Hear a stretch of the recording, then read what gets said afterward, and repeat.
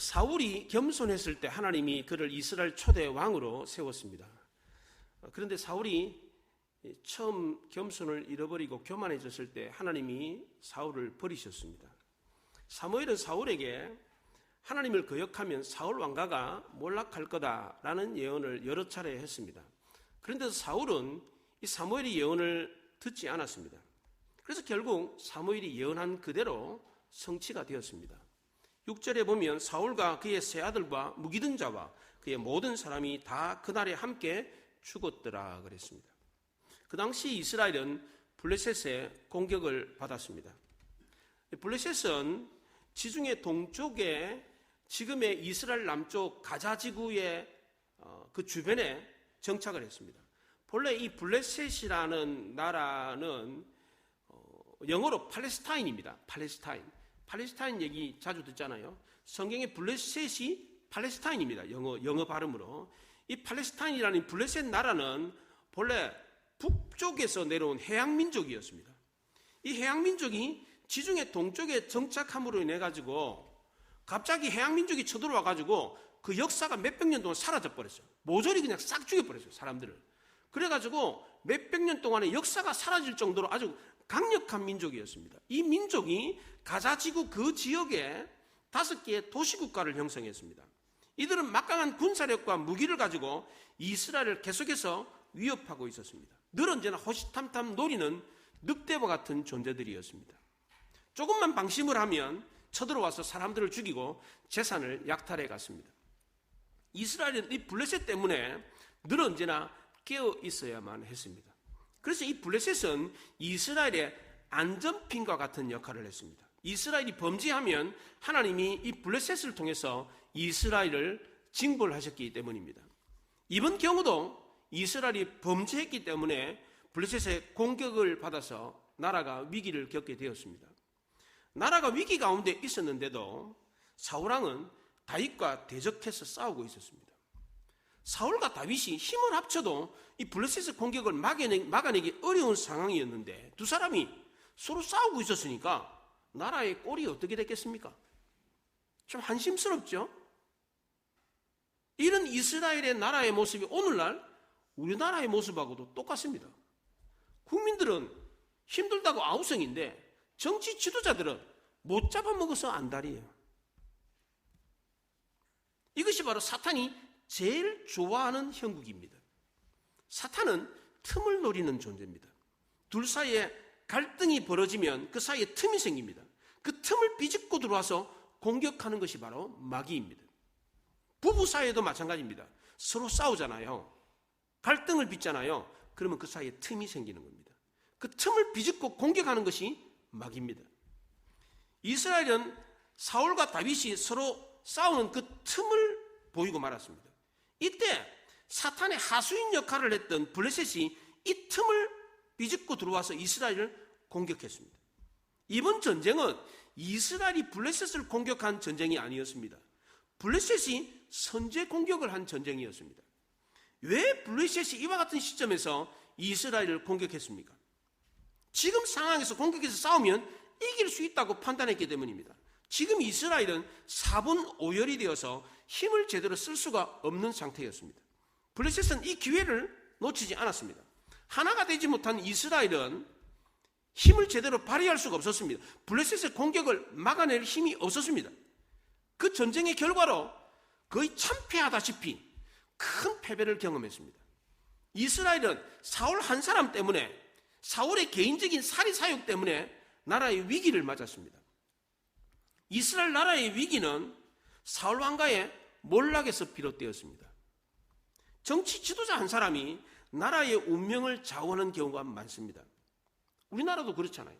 정치 지도자가 한 사람 잘못하면 나라가 큰 위기를 겪습니다. 지금 이스라엘의 경우도 그랬습니다. 사울의 몰락이고 이스라엘 나라의 위기를 불러왔습니다. 사울이 그렇게 몰락하게 된 이유가 무엇입니까? 크게 세 가지로 생각해 볼 수가 있습니다. 첫째로 사울이 몰락하게 된 이유는 제사장만이 드릴 수 있는 이 제사 제도를 어기고 월권을 했기 때문입니다. 블레셋과 전쟁이 발발했을 때 이스라엘 백성들은 제사를 지내고 전쟁터에 나가야 되는데 7일을 기다렸는데 제사를 침례하는 사무엘이 오지 않았습니다. 그래서 7일째 되는 날 사울이 직접 제사를 집례해버렸습니다. 제사를 집례하고 나니까 곧바로 사무엘이 도착을 했습니다. 사무엘이 그것을 보고 사울왕에게 왕이 망령되이 행하여 왕의 나라가 길지 못할 거다. 하나님이 다른 사람을 백성의 지도자로 세울 거다. 이렇게 말을 했습니다. 두 번째로 사울이 몰락한 이유는 아말렉과 전쟁 때 하나님이 모든 것을 다 진멸하라, 다 죽이라 그렇게 명령을 했는데 이 하나님의 명령을 어기고 좋은 것을 남겼기 때문입니다. 이 일을 보고 사무엘은 하나님이 사울을 왕으로 삼은 것을 후회하신다. 왕이 하나님을 버렸으므로 하나님도 왕을 버렸다. 다른 사람을 지도자로 세울 거다. 이렇게 말했습니다. 그랬더니 사울이 이래저래 막 변명을 했어요. 나는 뭐 다 죽이려고 그랬는데 백성들이 남기자 그래가지고 어쩔 수 없이 좋은 꽃좀 남겼습니다. 그랬더니 사무엘이 유명한 말을 했습니다. 순종이 제사보다 낫고 듣는 것이 수양의 기름보다 낫다. 이 말을 했습니다. 이 일이 있은 이후에 사무엘은 다시는 사울을 보지 않았습니다. 마지막 세 번째로 사울이 몰락하게 된 이유는 제사장 집안을 몰살했기 때문입니다. 다윗이 사울의 칼날을 피해서 도망가다가 노브 지방의 제사장 아히멜렉의 집에 들어가서 도움을 요청했습니다. 그래서 진설병을 얻어먹고 골리앗의 칼을 받았습니다. 이 아히멜렉 제사장은 다윗이 왕의 부마니까, 왕의 사위니까, 그리고 다윗이 왕의 특명을 받아가지고 지금 일을 진행한 중에 왔다고 하니까 안심하고 다윗에게 음식을 주고 골리앗의 칼도 내주었습니다. 이 모습을 에돔 사람, 이 사울의 목자장이었던 도액이라는 사람이 지켜보고 있었습니다. 그래서 그걸 지켜보고 있다가 사울한테 가가지고 고자질을 했어요. 사울이 그 얘기를 듣고 화가 나가지고 아히멜렉을 죽이라고 명령을 했습니다. 근데 사울의 신하들은 아무도 이 제사장을 죽이려고 하질 않았어요. 무서우니까, 하나님이 세우신 제사장을 죽이는 거니까 두려워가지고 아무도 이 아히멜렉을 죽이려고 하지 않았습니다. 이때 도액이 나서가지고 제사장을 죽였는데 이 아히멜렉 제사장만 죽인 것이 아니라 에봇을 입고 있는 제사장 85명을 죽였습니다. 게다가 이 노브 성읍에 어린아이 할아버지 할머니까지 가축까지 모조리 싹 죽여버렸습니다. 히브리어 구약 성경을 헬라어로 옮긴 70인 성경이 있습니다. 70인역 성경이 있어요. 이 성경에서는 이 85명을 305명이라고 그렇게 기록을 했습니다. 역사가 요세푸스는 이 85명을 385명이라고 기록을 했습니다. 이 도액이 죽인 사람이 300명이 넘는다는 겁니다. 이런 만행은 하나님을 정면으로 대적하는 행위였습니다. 이렇게 함으로써 사울은 완전히 하나님과 결별하고 말았습니다. 이제 사울은 더 이상 하나님의 기름 부은 자가 아니었습니다. 억지로 왕의 자리를 꿰차고 앉아있을 뿐이었습니다. 이런 사울의 고집이 이스라엘 백성들에게는 통할 수 있었겠지만 블레셋 사람들에게는 통하지 않았습니다. 블레셋 사람들은 사울이 왕이라고 해서 그를 두려워하지 않았습니다. 오히려 사울과 다윗이 분열된 모습을 보고 기회로 삼고 쳐들어왔습니다. 사울은 그동안 적이 누구인지를 모르고 엉뚱한 적과 싸우고 있었습니다. 진짜 이스라엘의 적은 블레셋이었습니다. 사울이 적이라고 생각했던 이 다윗은 오히려 이스라엘을 이롭게 했습니다. 과거에 블레셋의 거인 장수 골리앗을 죽인 자가 바로 다윗이었습니다. 사울이 죽인 자는 천천히요, 다윗이 죽인 자는 만만이다라고 하는 그 노래의 주인공이 바로 다윗이었습니다. 사울은 이 노래를 들었을 때 자존심이 팍 상했어요. 자기는 왕인데 자기에게는 천천을 돌리고 그냥 목동인 어린 이 다윗에게는 만만을 돌리니까 화가 났습니다. 기분이 팍 상했어요. 그렇더라도 적이 누구인가는 제대로 알고 있어야만 했습니다. 그런데 사울은 자기 자존심 하나 때문에 적도 제대로 구분하지 못하고 블레셋이 적이 아니라 다윗이 적이라고 생각하고 엉뚱한데 힘을 허비하고 말았습니다. 우리는 공동체 안에서 누가 적인지를 분명하게 잘 알고 있어야 됩니다. 성도가 싸우는 경우가 종종 있습니다. 말다툼을 한다든지 뭐 기분 상하는 일이 있다든지 자존심을 상하게 하는 경우가 종종 있을 수 있습니다. 그래도 분명하게 알아둬야 할 것은 우리 주변의 성도가 진짜 싸워야 될 적이 아니라는 겁니다. 서로의 갈등으로 혹은 불편한 감정적 앙금으로 인해 가지고 성도와 성도의 사이를 이간질하는 마귀가 진짜 우리가 싸워야 될 적이라는 것입니다. 우리가 진짜 경계해야 되고 싸워야 될 대상은 주변에 있는 사람이 아니라 그 틈을 비집고 들어서 우리를 공격하는 마귀라는 것입니다. 이걸 알아야 된다는 겁니다. 마귀는 우리의 인정사정을 봐주지 않습니다. 특히 마귀는 틈을 노립니다. 그래서 사도 바울은 에베소 성도들에게 마귀에게 틈을 보이지 마라 이 말을 했습니다. 왜냐하면 마귀는 그 틈을 비집고 들어와서 우리를 공격하기 때문입니다. 만약 우리가 서로 갈등을 빚고 싸우게 된다면 틈을 보이는 겁니다. 이때 마귀가 틈을 타고 여지없이 우리를 공격해 옵니다. 지금 블레셋이 이스라엘을 공격한 시점이 바로 그와 같았습니다. 사울과 다윗이 갈등하고 싸울 때 이스라엘을 공격해 왔습니다. 블레셋은 사울의 사정을 조금도 봐주지 않았습니다. 지금 사울이 싸울 준비가 안 됐다고 해서 시간을 더 주거나 뒤로 물러나가지고 기다려주지 않았습니다. 오히려 그때를 기회로 삼고 노골적으로 공격해 왔습니다. 지금 사울의 상황은 완전 무방비 상태였습니다. 자기를 위해서 기도해 줄 선지자도 없었습니다. 하나님의 뜻을 묻고 지혜를 얻을 수 있는 에봇도 없었습니다. 이제 자기 혼자 힘으로 싸워야만 했습니다. 자기를 지켜주는 주변의 신복들도 변변치 못했습니다.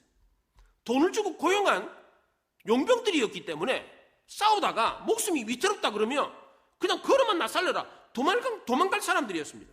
사울은 블레셋의 공격을 받아가 이스라엘 병사들이 쓰러지는 것을 목격했습니다. 이스라엘의 추격 부대가 전쟁을 하자마자 사분오열돼가지고 흩어지는 것을 보았습니다. 적의 화살들이 막 비오듯이 막 퍼부어댔습니다. 이 화살에 사울왕도 맞아가지고 중상을 입었습니다. 더 이상 싸울 수도 없고 도망갈 수도 없는 처지가 됐습니다. 적의 공격을 받아가지고 세 아들이 전쟁에서 죽는 모습을 보았습니다. 이 사울의 세 아들은 사울의 희망이었습니다. 사울은 자기 눈앞에서 희망이 비참하게 사라지는 것을 보았습니다. 성경은 이 아들들의 이름을 분명하게 기록해 두었습니다. 2절에 보면 블레셋 사람들이 사울과 그의 아들들을 추격하여 사울의 아들 요나단과 아비나답과 말기수아를 죽이니라 그랬어요. 사울은 모든 희망을 다 잃고 스스로 죽기를 원했습니다. 살아서 적들에게 붙잡히면 더 큰 치욕을 당하고 더 고통스럽게 죽을 것을 알았기 때문에 자살을 택했습니다. 그래서 옆에 병기든 소년에게 너가 나를 찔러 죽이라 그랬습니다. 그런데 병기든 자가 무서워가지고 어떻게 감히 왕을 죽이겠어요? 죽이지를 못하는 거예요. 아무도 사울에게 손을 대려고 하지 않았습니다. 이때 사울이 자기 칼을 땅에다가 거꾸로 놓고 거기에 엎어져가지고 죽었습니다. 왜 사울이 스스로 목숨을 끊었습니까? 첫째, 전쟁에서 패했기 때문입니다. 3절 상반절에 보면 사울이 패전함에 그랬습니다. 만약 사울이 화살에 맞아서 중상을 입었다고 할지라도 전쟁에서 이겼더라면 자살하지 않았을 겁니다. 그런데 전쟁에서 패하고 지금 쫓기는 마당이니까 도망갈 수도 없고 제대로 도망도 못 가고 그러니까 자살을 택했습니다. 두 번째는 화살에 맞아가지고 중상을 입었기 때문입니다. 3절 하반절에 보면 활 쏘는 자가 따라잡으니 사울이 활 쏘는 자에게 중상을 입은지라 그랬습니다. 중상을 입어가지고 피를 많이 흘렸으니까 그 당시에는 차를 타고 도망가는 게 아니니까 걸어서 도망가야 되잖아요. 그러니까 이거 어떻게 도망을 가요? 피를 흘리고 힘이 빠지는데 어떻게 도망가겠어요? 어차피 잡힐 거니까 여기서 빨리 죽자. 그렇게 생각한 겁니다. 그리고 세 번째는 적에게 붙잡히면 더 큰 치욕과 더 끔찍하게 죽을 것을 알았기 때문입니다. 적들은 사울이 죽었는데도 사울의 목을 베고 갑옷을 벗기고 그 시체를 벳산 성벽에다가 못을 박았습니다. 과거에 삼손이 블레셋 사람들에게 붙잡혔을 때 어떻게 됐습니까? 눈알이 뽑혔습니다. 그리고 맷돌을 갈았어요. 블레셋 사람들 앞에서 쇼를 했어요. 쇼를. 조롱거리가 됐습니다. 사울은 차라리 이렇게 비참하게 죽느니 차라리 내가 자살해서 죽는 게 낫겠다 이렇게 생각했습니다. 그래서 자기 칼을 거꾸로 놓고 엎어져가지고 죽었습니다. 물론 인간적으로 생각할 때는 그런 선택을 할 수도 있겠다 이런 생각이 듭니다. 하지만 사울이 자살한 것은 결코 용납될 수 없는 일이었습니다. 왜냐하면 이 자살은 하나님이 주신 이 생명, 이 자기 목숨을 죽이는 것이기 때문입니다. 내가 내 생명을 죽이는 겁니다. 이게 살인죄입니다. 살인죄. 내가 내 목숨을 끊음으로 인해가지고 살인죄를 범하는 무서운 죄이기 때문에 자살은 결코 용납될 수 없는 일입니다. 인간은 어떠한 상황에 처했다고 할지라도 하나님이 살라고 주신 이 생명을 거둘 힘이 없어요. 거둘 권한이 없어요. 지금 당장 너무 힘들고 또 앞으로도 더 힘들고 더 치욕적인 삶을 살 것이라고 예상이 된다고 할지라도 스스로 자기 목숨을 거두는 일은 절대로 용납될 수가 없습니다. 하나님을 모르는 사람들은 자기 목숨을 자기 거라고 생각을 합니다. 그러나 결코 그렇지 않습니다. 세상 사람들도 사람 목숨은 하늘에 달려있다 이런 얘기를 합니다. 인명은 제천이다 이런 말을 하잖아요. 성경에서도 마찬가지입니다. 사람의 목숨은 하나님에게 달려있습니다. 우리가 이 땅에서 태어날 때에 내가 태어나고 싶다고 해서 태어났습니까? 나 태어날래 이래서 태어난 사람 누가 있습니까? 아무도 없습니다. 하나님이 생명을 주어서 이 땅에 태어나서 살고 있는 것입니다. 우리가 마지막 눈을 감을 때도 마찬가지입니다. 내가 눈 감고 죽는 게 아닙니다. 여러분 눈 감는다고 다 죽습니까? 안 죽습니다. 죽으려고 그래도 안 죽어요. 예. 내가 눈을 감는 게 아니고 하나님이 눈을 감게 하시는 겁니다. 세상 사람들도 죽을 힘이 있으면 차라리 그 힘으로 살아라 이런 얘기를 합니다. 그렇잖아요? 죽을 힘으로 산다면 못할 일이 없습니다. 죽을 각오로 살면 이루지 못할 일이 없습니다. 진정한 용기는 죽을 용기가 아니라 살 용기입니다.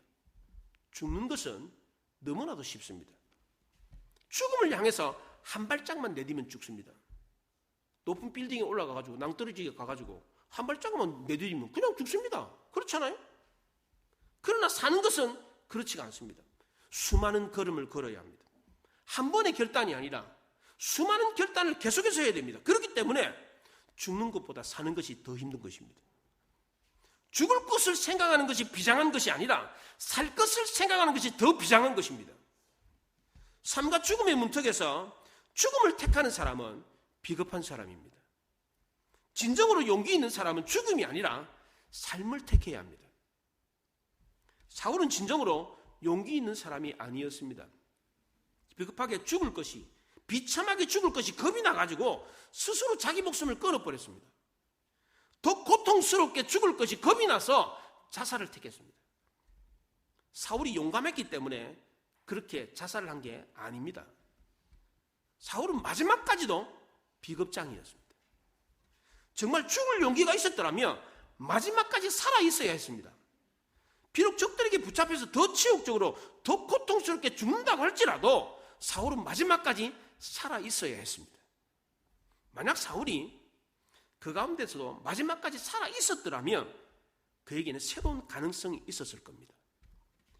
자기 개인적인 살이 사욕과 알량한 자존심 때문에 나라를 잃게 만들었고 수많은 사람들을 죽음의 길로 내몰았고 자기 가족을 몽땅 다 죽음으로 내몰았던 이 잘못을 깨달았을 겁니다. 사울은 블레셋 사람들에게 고문을 당하고 조롱을 당하면서 많은 것을 생각했을 겁니다. 내가 왜 이렇게 비참한 신세가 되었는가? 내가 하나님을 떠났기 때문이구나. 하나님이 나에게 말씀하신 그 말씀에 순종하지 않았기 때문이구나. 나란 일은 돌보지 않고 괜히 아무런 잘못도 없는 다윗만 쫓아다녔기 때문이구나. 나 하나 때문에 내 세 아들이 죽고 백성들이 죽음을 당했구나. 하나님, 제가 잘못했습니다. 죄가 죄인입니다. 이렇게 회개할 수 있는 기회를 얻었을 겁니다. 삼손의 경우가 그랬습니다. 삼손은 힘이 있었을 때는 하나님을 의지하지 않았습니다. 아무도 의지하지 않는 독불 장군이었습니다. 하나님도 필요가 없었어요. 힘이 좋았으니까. 그러다가 머리카락이 잘리고 힘이 빠졌을 때, 두 눈알이 뽑히고 블레셋 사람들이 조롱거리가 되었을 때 비로소 깨달았습니다. 왜 내가 이 모양 이 꼴이 되었는가? 내가 하나님을 거역하고 떠났기 때문이구나. 이것을 알고 하나님께 회개 기도를 했습니다. 사사기 16장에 삼손이 여호와께 부르짖어 이르되 주 여호와여 구하옵나니 나를 생각하옵소서. 하나님이여 구하옵나니 이번만 나를 강하게 하사 나의 두 눈을 뺀 블레셋 사람들이 원수를 단번에 갚게 하옵소서. 이런 기도를 했습니다. 삼손이 이런 기도를 할 수 있었던 것은 죽지 않고 살아있었기 때문입니다. 만약 삼손이 자기 머리가 잘리고 힘을 잃었을 때 아이고 내가 이렇게 살아서 뭐해, 이러다가 내가 더 비참하게 죽지. 그래서 사울처럼 스스로 자기 목숨을 끊어버렸더라면 이런 기도를 할 수 있었겠습니까? 자기의 잘못을 깨닫고 죽었겠습니까? 그렇지 않습니다. 만약 사울처럼 죽어버렸더라면 삼손은 결코 하나님께로 돌아올 수 있는 기회를 얻지 못했을 겁니다. 그러나 다행히 삼손은 죽지 않았기 때문에 믿음의 사람으로 그의 생을 마쳤습니다. 히브리서 11장에 믿음의 선진들에 대한 이름이 나오는데 그 이름 중에 삼손의 이름이 있습니다. 히브리서 11장 32절에 기돈과 바락과 삼손과 있다. 삼손이라는 이름이 믿음의 사람으로 기록되어져 있습니다. 삼손은 마지막 순간에 죽지 않고 살아남아 있었기 때문에 회개하고 돌이킬 기회를 얻었습니다. 만약 사울이 길보아 산에서 자살하지 않고 블레셋 사람들에게 사로잡혔더라면 어떻게 되었겠습니까? 더 큰 조롱을 당하고 더 끔찍하게 죽었을 겁니다. 그러나 사울은 삼손처럼 다시금 돌이킬 수 있는 기회를 얻었을 겁니다. 이것보다 더 중요한 기회가 어디 있습니까? 그러나 사울은 자기 스스로 목숨을 끊어버렸기 때문에 이 중요한 기회를 얻지를 못했습니다. 스스로 그 중요한 기회를 걷어차버렸습니다. 사울은 하나님이 낮추시고자 할 때에 그것조차도 거부해버렸습니다. 내가 왕인데, 내가 가오가 있지, 내가 그렇게 비참하게 조롱을 당할 이유가 뭐 있어? 죽어버리자. 하나님이 낮추실 때 낮추시는 것조차도 거부해버렸습니다. 하나님이 우리를 낮추실 때가 있습니다. 인생의 밑바닥까지 끌고 내려갈 때가 있습니다. 이럴 때 우리는 어떻게 됩니까? 낮아져야 됩니다. 만약 우리가 미리 중간에 두려워가지고 도망쳐버린다면 그 과정을 통해서 하나님께서 우리에게 주시고자 하는 놀라운 기회를 잃어버리는 겁니다. 우리가 그 과정이 치욕스럽다고 할지라도 달게 밟고 견딜 수 있어야 됩니다. 사울처럼 미리 겁을 내고 포기해버린다면, 회피해버린다면 그것을 통해서 새롭게 주시는 하나님의 놀라운 은혜를 거부하는 꼴이 되는 겁니다. 사울은 마지막까지 베푸시는 하나님의 은혜의 손길을 거부해버렸습니다. 사울의 무기든 자도 마찬가지였습니다. 차마 사울을 죽이지 못했지만 사울이 죽고 난 뒤에 그도 함께 사울처럼 칼에 엎드러져 가지고 자살을 했습니다. 주인의 명예를 지키기 위해서 사울처럼 그렇게 같이 죽었습니다. 그러나 만약 이 사울이 무기든 자가 그와 같은 상황에서 자살하지 않고 살아남아 있었더라면 어떻게 됐겠습니까? 블레셋 전쟁이 끝나고 난 뒤에 피로를 푼 다음 날, 이튿날, 8절에 이튿날이라 그래요. 이튿날 죽은 자들의 옷을 벗기고 이 탈취물들을 얻으려고 전쟁터를 조사를 했어요. 사울과 그의 아들들이 죽었던 이 길보아 산에서 만약 이 무기든 자가 자살하지 않고 살아남아 있었더라면 주인 사울과 그의 아들들, 왕자들의 시신을 옮겨다가 정중하게 장사 지낼 수 있었을 겁니다. 그렇게 했더라면 블레셋 사람들이 사울과 그의 아들들의 시체를 가져가가지고 목을 자르고 성벽에 못 박는 그 비참한 상황이 발생하지 않았을 겁니다. 그러나 사울의 이 무기든 자는 이런 논리적인 생각을, 이성적인 생각을 하지 못했습니다. 주인이 죽는 모습을 보고 그도 역시 두려움을 견디지 못하고 자살하고 말았습니다. 사울도 사실은 마지막까지 죽을 이유가 없었습니다. 사울이 스스로 목숨을 끊었던 것은 부상이 심했기 때문만이 아닙니다. 붙잡혀가지고 더 비참하게 치욕을 당하며 죽을 것이 두려웠기 때문입니다. 더 이상 희망이 없다라고 생각했기 때문입니다. 자살하는 대부분의 사람들은 희망이 없다고 생각하기 때문에 자살하는 겁니다. 희망이 있는 사람은 절대로 자살 안 합니다. 그래서 우스갯소리로 복권 산 사람은 절대 자살 안 한대요. 자기가 산 복권이 당첨될 수 있으니까 그거 확인하기 전까지는 절대 안 죽어요. 그렇잖아요. 자기가 복권 샀는데 복권 사놓고 죽어버리면 죽고 난 뒤에 내가 산 복권이 당첨이 돼가지고 근데 떼부자가 된다 그러면 얼마나 억울하겠어요. 그러니까 복권이 당첨될 수 있는 희망이라도 있는 사람은 절대 안 죽습니다. 자살하고 싶은 사람은 복권이라도 사세요. 예. 절대 희망을 갖고 있는 사람은 절대 안 죽습니다. 사울은 모든 희망을 다 잃어버렸기 때문에 자살을 했습니다.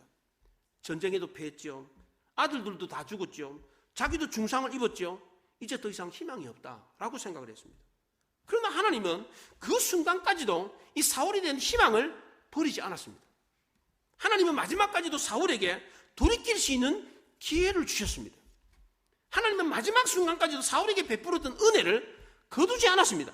그 증거가 바로 블레셋 사람들이 사울과 그의 아들들의 시체를 찾은 날이 이튿날이었다는 겁니다. 8절에 보세요. 그 이튿날 블레셋 사람들이 죽은 자를 벗기러 왔다가 사울과 그의 아들이 길보아 산에서 죽은 것을 보고 그랬어요. 만약 사울이 자살을 하지 않고 살아있었다면 능히 살아남을 수 있었습니다. 그렇잖아요.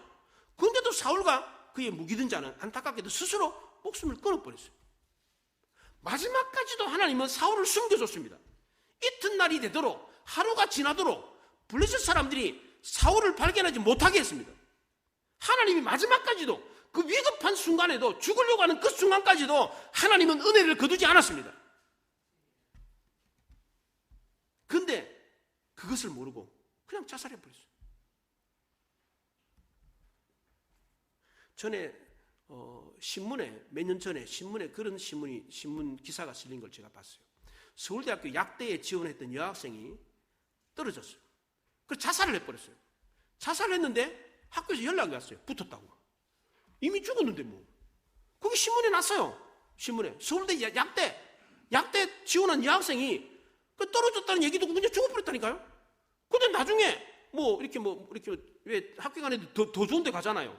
가면서 합격이 된 거예요. 연락이 왔는데 죽었는데 뭐. 실제로 신문에 기사로 실렸어요. 사람들은 희망을 잃어버리면 금방 포기를 해버려요. 이스라엘 사람들도 마찬가지였습니다. 사울과 그의 아들들이 죽고 전쟁에서 패한 모습을 보고 이스라엘 백성은 너무 쉽게 자포자기 해버렸습니다. 7절에 보면 골짜기 저쪽에 있는 이스라엘 사람과 요단강 건너쪽에 있는 자들이 이스라엘 사람들이 도망한 것과 사울과 그의 아들들이 죽었음을 보고 성읍들을 버리고 도망하며 블레셋 사람들이 이르러 거기에서 사니라 그랬어요. 골짜기 저쪽은 이스라엘 골짜기 북쪽입니다. 갈릴리 호수 있는 거기 지역, 이사갈과 스불론과 납달리 족속들이 살고 있는 그 지역 사람들이 전쟁에서 패한 거 보고 더 북쪽으로 도망을 가버렸어요. 예단강 동쪽에 있는 누벤과 각각 므낫세 이 세 지파들도 역시 마찬가지예요. 전쟁이 졌다는 이야기를 듣고 그 요단강 동쪽에서 더 동쪽으로 도망을 가버렸어요. 우리나라도 그랬잖아요. 과거에 북한군이 서울에 진격해 봤을 때 서울 사람들 다 보따리 싸들고 한강 넘어가서 도망가 버렸잖아요. 그것처럼 이스라엘 사람들도 그랬어요. 전쟁이 졌다는 소식을 듣고 그 사람들이 더 북쪽으로, 더 동쪽으로 도망을 가버렸습니다. 왕이 없었던 사사 시대에도 이런 일이 없었습니다. 사무엘상 마지막 장, 마지막 내용은 이스라엘의 철저한 패배였습니다. 왜 이스라엘이 이렇게 되고 말았습니까? 왕을 세우면 나라가 더 강해질 거다. 백성들이 더 잘 살 거다. 이렇게 생각했는데 오히려 전보다 더 나빠졌어요. 왜 이렇게 된 겁니까? 이스라엘 백성들은 이번 전쟁을 통해서 제 아무리 힘 있는 나라라고 할지라도 하나님이 없으면 안 된다는 사실을 깨달았습니다. 하나님을 떠난 사울의 마지막 비참한 최후를 생생하게 목격했습니다. 제 아무리 왕이라고 할지라도 하나님을 떠난 인간은 별 볼 일 없는 존재라는 것을 깨달았습니다. 사울 왕가는 하루아침에 몰락하고 말았습니다. 그렇게 힘있고 떵떵거리던 사울 집안이 단 하루 만에 그냥 몰살을 하고 말았습니다. 하나님이 성을 지키지 아니하시면 파수꾼의 경성함이 허사고 성을 지키는 자의 수고가 헛되다고 했는데 정말 그 말이 맞았습니다. 다시금 이스라엘은 이 사건을 통해서 겸손해질 수밖에 없었습니다. 하나님 앞에 머리를 조아릴 수밖에 없었어요. 사울 왕가가 비참하게 몰락했다고 해서 이스라엘 역사조차도 비참하게 끝났느냐? 그렇지 않습니다. 비록 이스라엘이 블레셋과의 전쟁에서 패하기는 했지만 그렇다고 모든 희망이 다 사라진 것은 아니었습니다. 여전히 이스라엘에는 희망의 빛이 비치고 있었습니다. 성경 저자는 그 희망의 빛이 바로 은혜라는 것을 강조했습니다. 이 은혜는 길르앗 야베스 사람들이 사울에게 입었던 은혜였지만 성경 저자는 이것을 통해 가지고 여전히 이스라엘에는 하나님의 은혜가 있다는 것을 강조했습니다. 이스라엘은 블레셋과의 전쟁에서 패했습니다. 사울과 그의 아들들이 다 죽었습니다. 블레셋 사람들은 사울과 그의 아들들의 시체를 벳산 성벽에 못 박아 두었습니다. 이스라엘 사람들은 이것을 보고 다 두려워서 멀리 도망가 버렸습니다. 그런데 길르앗 야베스 사람들은 이 전쟁의 참혹한 상황 속에서도 이 소식을 듣고 모든 장사들이 밤새도록 달려가 가지고 그 벳산 성벽에 못 박혀 있는 사울과 그의 아들들의 시체를 끄집어 내려 가지고 장사 지내주었습니다. 그리고 7일 동안 애곡하며 슬퍼했습니다. 길르앗 야베스 사람들이 이렇게 했던 이유는 사울이 왕이 되었을 때 초창기에 지금으로부터 40여 년 전에 암몬 사람들이 요단강 동편에 있는 이 길르앗 야베스를 공격해 왔습니다. 암몬 사람들이 너희들 누나를 빼면 우리랑 언약을 맺어줄게 그랬어요. 오른쪽 누나를 빼라.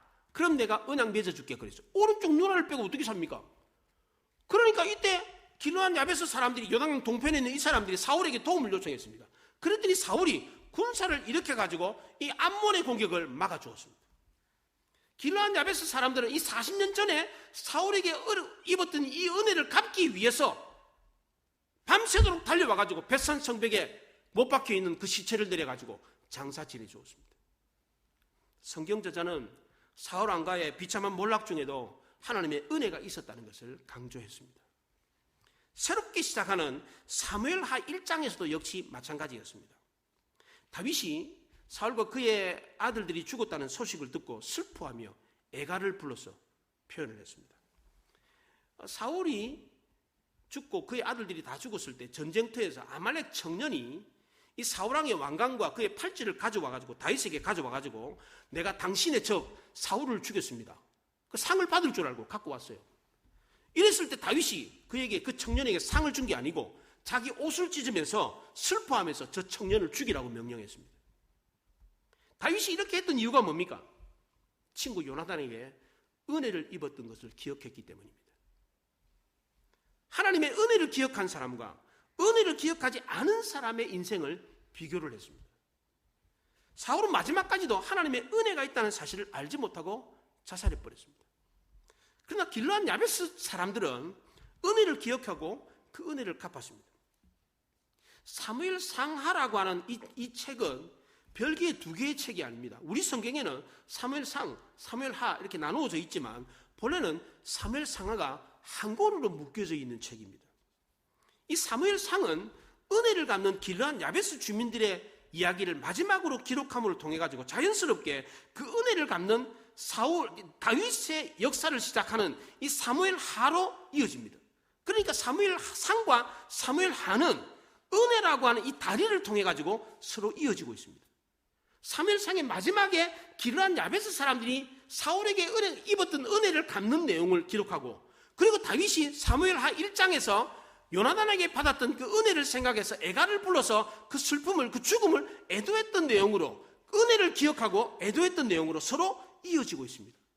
이 사무엘 상과 사무엘 하가 이어지는 그 다리가 바로 은혜였습니다. 다윗이 왕이 된 것도 바로 하나님의 은혜 때문이었다는 겁니다. 우리 인생이 실패와 좌절을 겪는다고 할지라도 승리하고 복을 받는 비결이 바로 이 은혜라는 것입니다.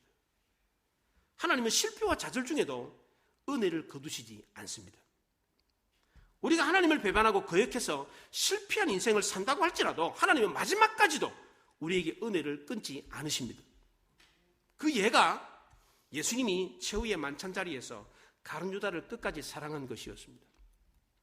예수님은 가룟 유다가 자기를 팔려고 종교 지도자에게 갈 것을 알고 있었습니다. 그런데도 예수님은 여전히 가룟 유다를 끝까지 사랑했습니다. 나와 함께 그릇에 손을 넣는 그 자가 나를 팔자다라고 했습니다. 이때 가룟 유다가 그 얘기를 듣고 랍비여, 나는 아니지요, 이렇게 말했어요. 이때 예수님이 내가 말하였도다, 내가 하는 일을 속히 하라, 이렇게 말했어요. 예수님은 가룟 유다가 죄악의 길로 가려고 할 때에 끝까지 은혜의 손길을 거두지 않았습니다. 마지막까지 그를 붙들려고 손을 내밀었어요. 내가 떡 한 조각을 찢어가지고 주는 그 자가 바로 그다. 그러면서 가룟 유다에게 떡을 찢어가지고 은혜의 손길을 마지막까지 펼쳐줬어요. 가룟 유다는 하나님이 베푸시는, 예수님이 베푸는 그 은혜의 손길을 받고 그 떡 조각을 먹고 어둠으로 사라졌습니다. 하나님은 마지막까지 우리가 범죄해서 하나님을 배반하고 거역해서 세상으로 돌아와서 인생을 실패하는 그 길로 가는 그 순간까지도 하나님은 절대로 은혜를 거두시지 않는다는 겁니다. 하나님은 사울에게도 은혜의 손길을 끝까지 거두지 않았습니다. 사울이 화살에 맞아가지고 중산을 입었을 때도 블레셋 군사들이 이튿날까지 그 시체를 발견하지 못하게 했습니다. 사울이 얼마든지 숨어서 도망갈 수 있도록 기회를 주었습니다.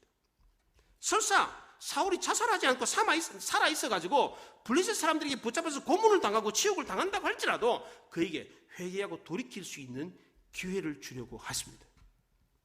삼손에게도 마찬가지였습니다. 그렇게 했던 것처럼 이 사울에게도 마찬가지였습니다. 하나님은 우리 인생의 마지막 비참하고 절망적인 순간까지도 은혜를 거두시지 않습니다. 하나님은 마지막 순간까지도 우리를 버리지 않고 우리에게 기회를 주십니다. 이것을 믿으시기 바랍니다. 우리는 이것을 알고 끝까지 우리 인생을 포기하지 말아야 합니다. 끝까지 하나님의 은혜를 붙들고 하나님을 의지함으로 다시금 돌이키고 다시금 인생이 회복되는 것을 경험할 수 있어야 합니다. 하나님이 우리를 끝까지 포기하지 않고 은혜를 거두지 않으시는 것처럼 우리도 하나님의 은혜를 끝까지 붙들고 늘어져야 합니다. 이 은혜를 알고 은혜를 붙드는 사람은 어떤 경우라도 심지어 실패와 좌절을 경험하는 순간을 겪는다고 할지라도 다시 회복될 수 있고 다시 승리를 경험할 수 있습니다. 하나님의 은혜가 우리를 살리고 우리를 인도하고 우리를 세우고 있다는 것을 기억하시기 바랍니다. 다윗이 하나님의 은혜를 기억하고 승리했던 것처럼 사도 바울이 나의 나 된 것은 하나님의 은혜로라라고 고백했던 것처럼 우리도 하나님의 은혜로 실패와 좌절도 이기고 다시 인생이 회복되고 승리하는 것을 경험할 수 있기를 바랍니다. 기도하겠습니다. 말씀을 생각하며 기도합니다.